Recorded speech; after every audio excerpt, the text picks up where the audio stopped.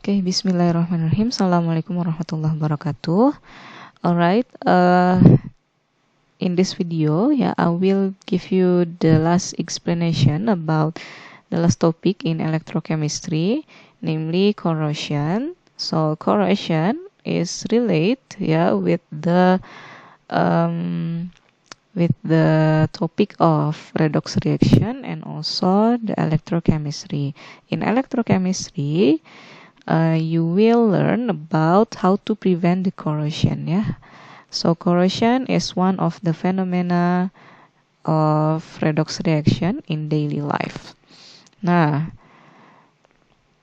to make you understand about the topic, I will integrate this explanation with the sum of samples in school examination. So in the exam, I will give you some illustration like this, and then you have to find the order which one of the sample that can form rust or corrosion from the fastest until the slowest one. Okay, that's the key of the questions in the exam. So look at the illustrations in here. So there are 5 samples. I will give you the first sample that contains of water and also iron nail. Iron nail contains of iron or Fe metal. And the second one is same, iron nail, but in the container or in the beaker contains of water with a high temperature, with a higher temperature. It around 80 degrees Celsius. It's different with the previous one. The water in here, the temperature of the water in here is around 25 degrees Celsius, or in the room temperature. Okay, next, in the third samples, there is an iron nail without a water, and I give the cover in here to prevent an air or oxygen come into the beaker, or container. And the fourth sample is contain of iron nail and also oil in here, oil, but I didn't give the cover in here, so the oxygen can come into the beaker.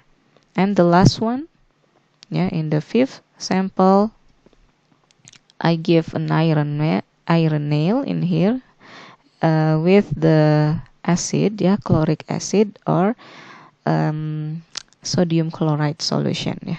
Sodium chloride solution is a salt.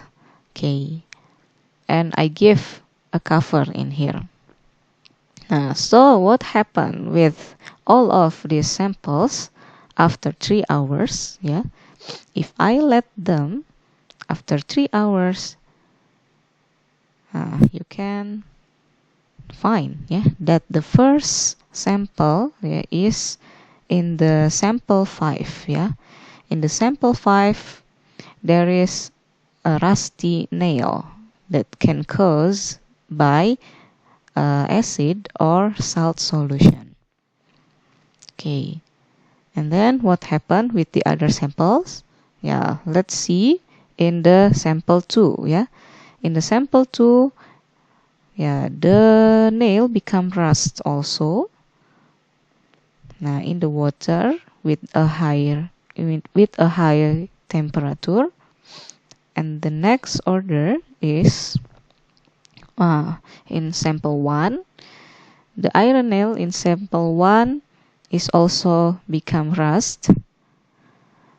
And the last, in the sample 4, there is a rust, but it only a slight rust in here, because there is oil in here. And the sample 3 there's nothing happen with the iron nail. Nah, from this illustration, what we can conclude it? Nah,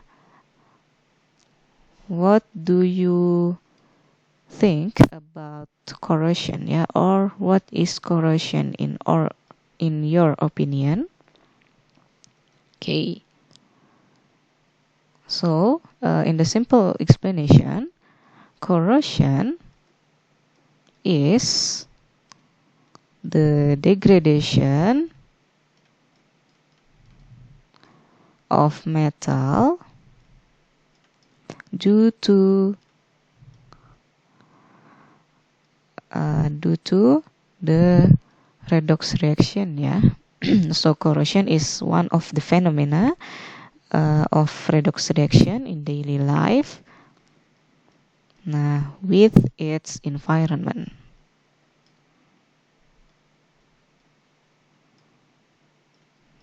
Yeah, so the keywords is about the environment. Yeah, so corrosion can happen, yeah, because of their environment. Yeah, there are at least 4, yeah, or 5 things that can cause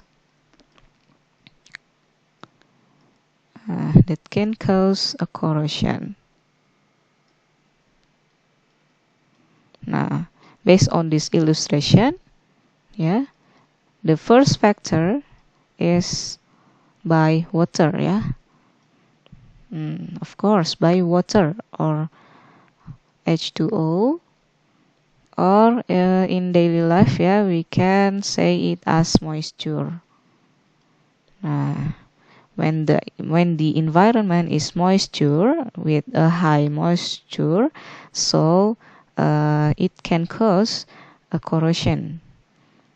The second one is air or oxygen. Yeah. Okay. The third is because of high temperature. The high temperature can cause also the corrosion, yeah. It's not about the high temperature, but the main cause is by water. But with a high temperature, it can make or form the rust faster, yeah, become faster than in the room temperature. So that's one of the factor that can cause a corrosion. Okay, and the last factor is because of an acid, yeah, acid or salts solutions. Now, why acid or salt solution can cause a corrosion? Because this substance has a corrosive properties or characteristic. So there are 4 things that can cause a corrosion. Yeah, the first one is about the moisture or water. The second one is because of the interaction of metal with the air or oxygen. The third is a high temperature. It can be in water or in a solution. Yeah, when in a high temperature, it can be faster to form a corrosion or a rust.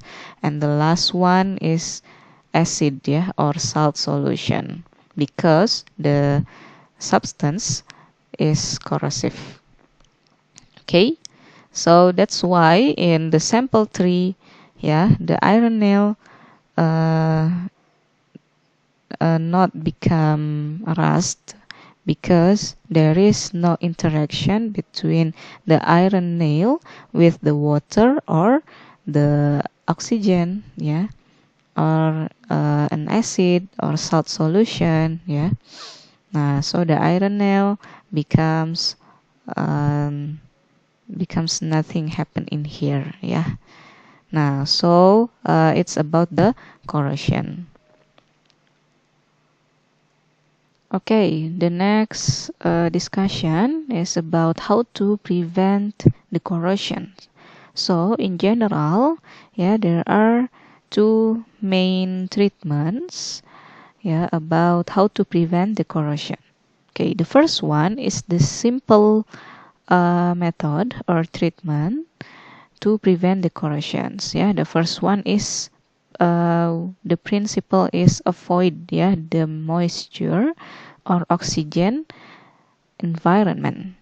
Yeah, because moisture or oxygen is one of the main factors that can cause the corrosions.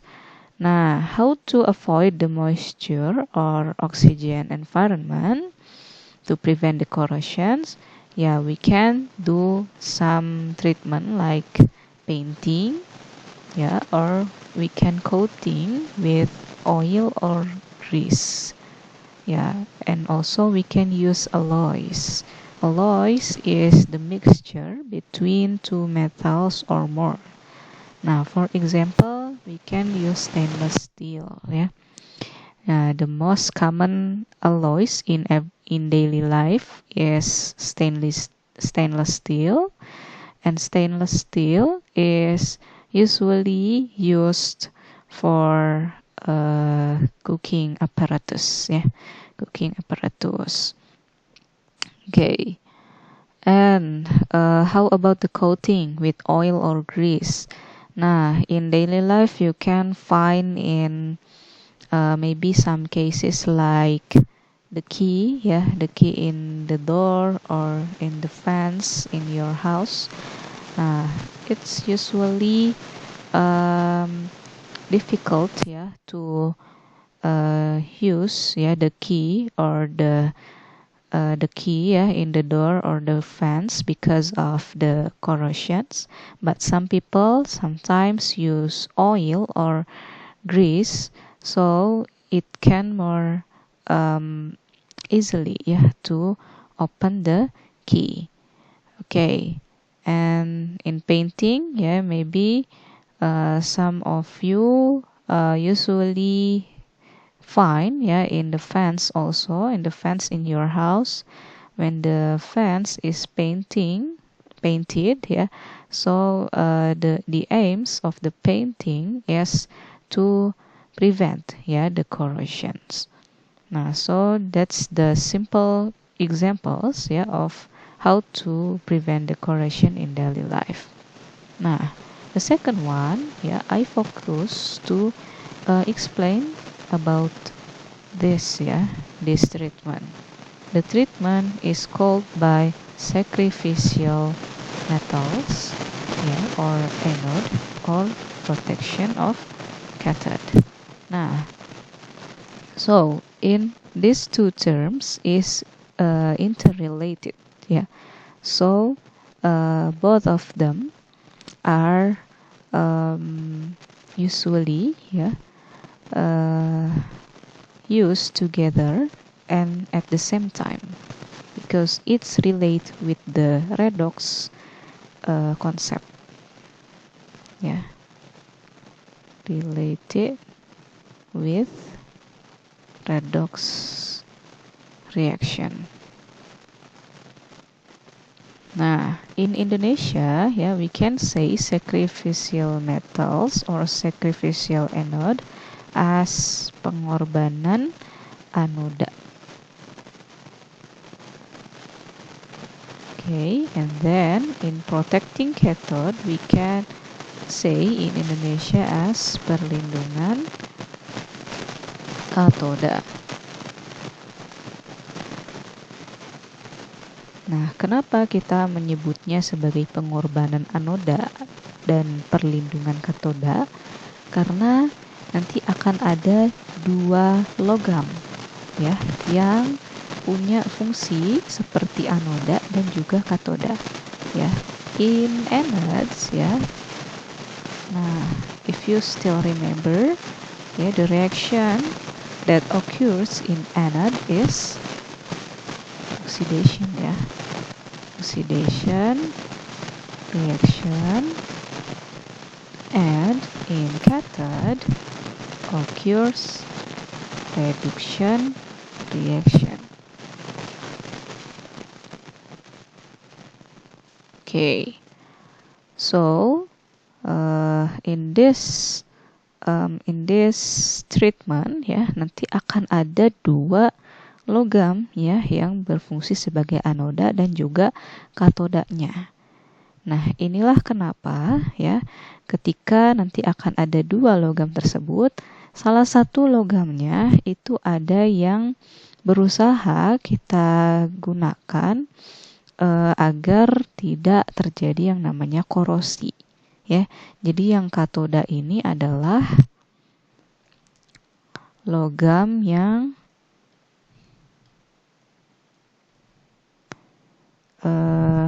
akan dilindungi ya, akan dilindungi dari korosi tuh. Nah, caranya seperti apa? Dengan cara mengcover ya. Nah, kita mengcovernya dengan logam yang lain yang lebih reaktif. Jadi anoda itu sifatnya adalah logam yang sifatnya reaktif atau mudah teroksidasi.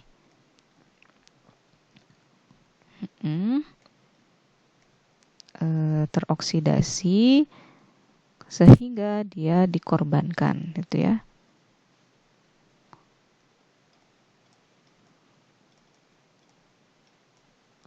Istilahnya adalah dikorbankan gitu untuk melindungi logam yang satunya yang akan kita lindungi dari peristiwa korosi ya atau karat. Jadi itulah kenapa istilahnya disebut dengan pengorbanan anoda dan juga perlindungan katoda. Nah, contoh aplikasinya ya, contoh aplikasinya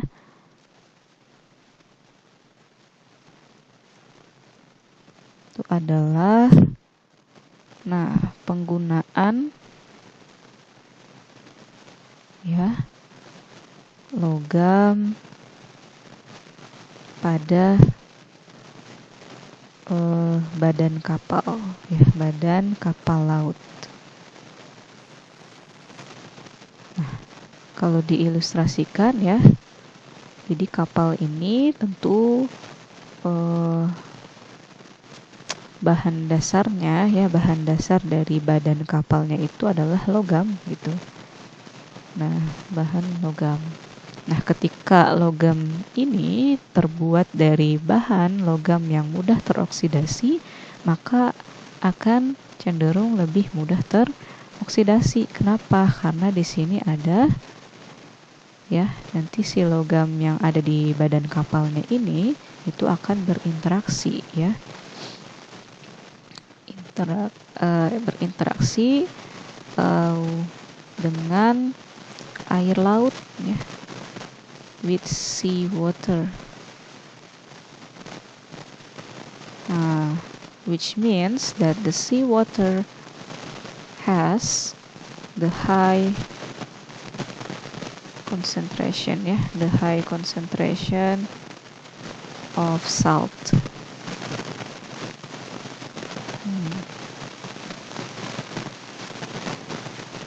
Gitu ya. Jadi karena air laut itu punya konsentrasi garam yang cukup tinggi, ini adalah salah satu faktor penyebab terjadinya korosi. Oleh karenanya di badan kapal laut ini ya, misalkan terbuat dari bahan logam yang mudah teroksidasi, makanya harus dicegah ya dengan cara memberikan anoda gitu ya, atau menambah logam lain yang sifatnya lebih reaktif atau mudah teroksidasi. Jadi nanti logam yang ada di badan kapalnya itu akan lebih terlindungi gitu ya, lebih terlindungi dan mencegah terjadinya korosi pada badan kapal. Seperti itu contoh dalam kehidupan sehari-hari tentang treatment, pengorbanan anoda dan juga perlindungan katoda. Oke. Nah, karena di sini ya di sebelumnya itu ada istilah anoda dan juga katoda, maka kita perlu panduan ya.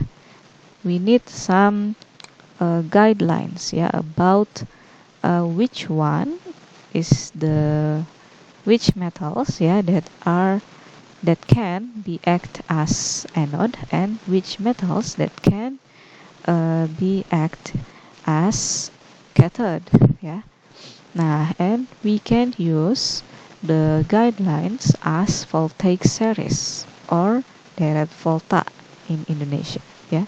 So voltaic series is a series of metals arranged according to their reducing power ya, from the strongest to the weakest. Nah, so the concept of the voltaic series ya, the more far left of the order of the metals, so it can more oxidize easily. Nah, jadi semakin ke kiri, logamnya itu semakin mudah teroksidasi. So, in this series, lithium is the fastest to oxidize ya. Nah, lithium di sini adalah logam yang paling cepat mengalami oksidasi.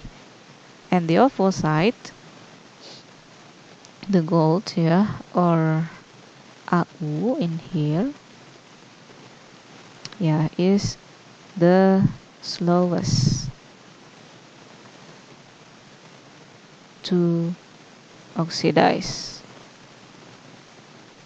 Bahkan bisa dikatakan emas ini tidak mengalami oksidasi ya, not undergo oxidation. Tuh, jadi semakin ke kanan justru logamnya semakin sulit untuk mengalami oksidasi seperti itu. Nah, ini adalah voltaic series ya, atau deret volta. Nah, for example ya, let's do the exercise in here ya. So you can look at the illustration. Nah, I show you 5 samples again, and in school examination you are asked to determine the order of the samples starting from the fastest until to the slowest samples that form rust or corrosion. Nah, for example, I give you 5 samples like this. The first sample, it's only contains of water and iron nail without any other metals. Nah, in sample 2, there are water and also iron nail with aluminium as the cover. And the sample 3 contains of water, iron nail, and copper. Sample 4 contains of iron nail, and then nickel and water. And the last one contains of water, iron nail, and also manganese. Nah, what should you do to answer the order about the order of the sample? Starting from the fastest the fastest until to the slowest to the slowest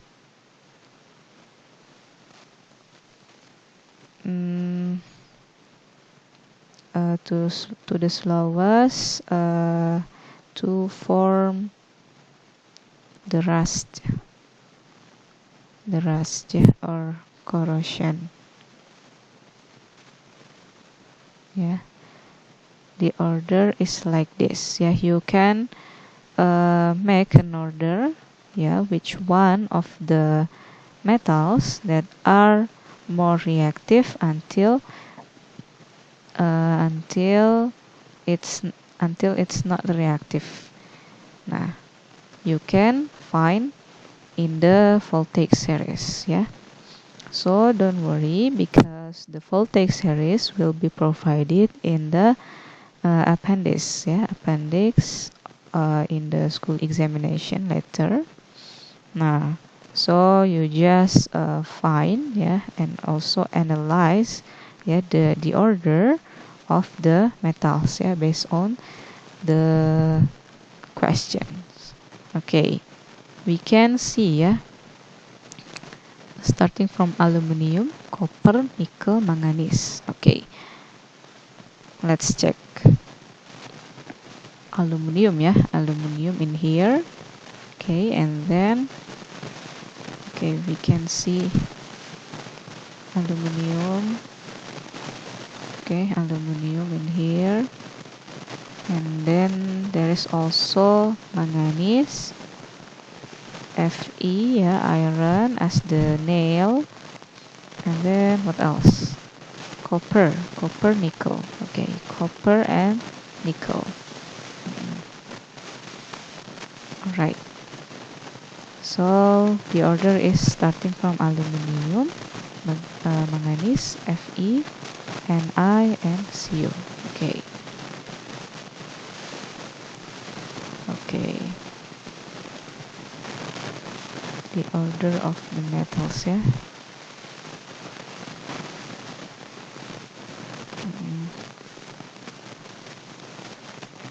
Okay, starting from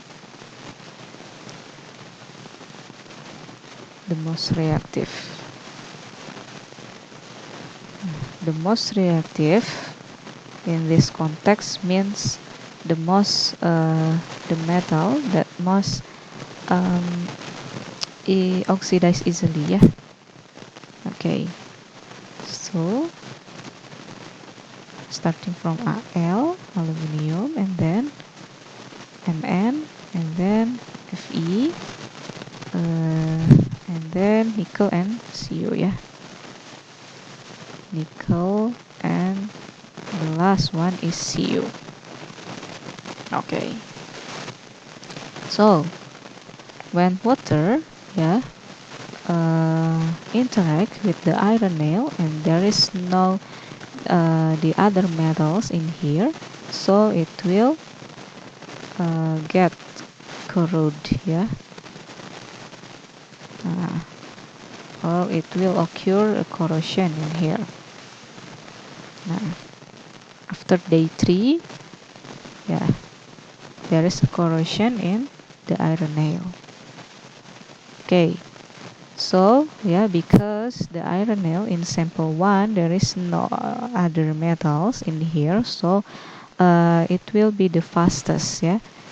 Okay, so this one is the fastest one. Okay, and then the next is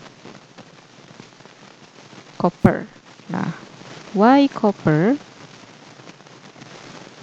Nah, kira-kira kenapa ya yang copper ini atau tembaga itu lebih cepat bereaksi? Itu malah justru iron nail-nya yang mengalami korosi. Tuh, karena kita lihat posisi dari iron nail-nya atau besi di sini itu lebih di kiri ya daripada yang Cu.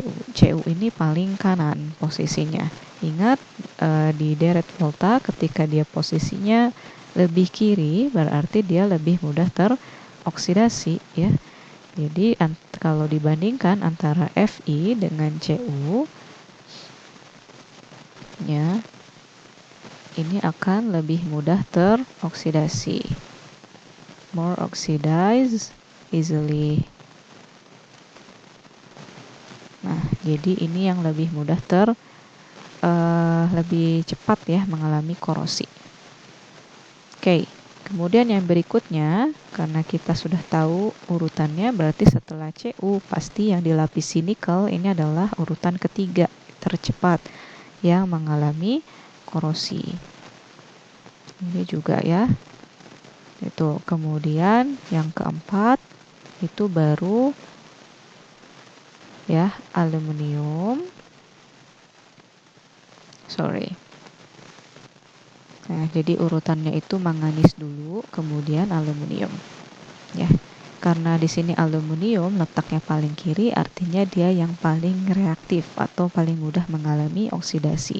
Semakin mudah mengalami oksidasi, maka perlindungan terhadap besi dari korosi ini semakin kuat. Ya, jadi the answer ya for this illustration. Nah, urutannya itu dimulai dari sampel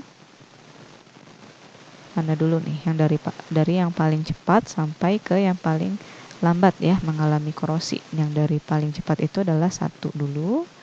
Ya, kemudian disusul oleh nomor 3. Oke, kemudian nomor 4. Kemudian nomor 5. Dan yang paling lambat itu adalah aluminium ya. Kok 6? 2 ya, sampel 2. Itu. Jadi ini adalah jawabannya ya. Untuk urutan ya, manakah sampel yang dari yang paling cepat sampai yang paling lambat mengalami korosi. Jadi seperti itu cara menjawab soal ini gitu ya, khususnya yang berkaitan dengan Barrett volta dan juga cara mencegah korosi. Okay, I think that's all ya for the topic ya about corrosion and its prevention. Okay, I hope that you are understand with this material. If you have any questions, you can drop on the comments below. Okay, thank you very much. Assalamualaikum warahmatullahi wabarakatuh.